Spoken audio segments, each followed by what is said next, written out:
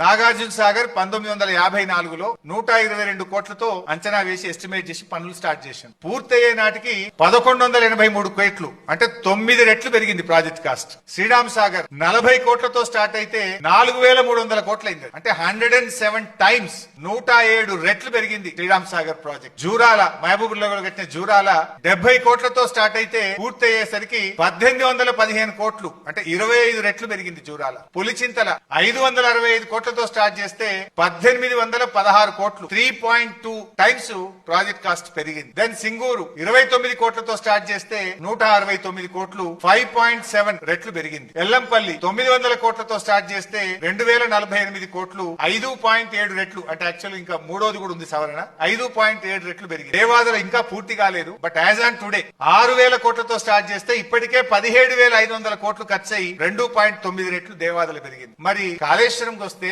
80,000 కోట్లతో DPR approval అయింది. BRS ప్రభుత్వం దిగిపోయే నాటికి అయిన ఖర్చు 94,000 కోట్లు మాత్రమే.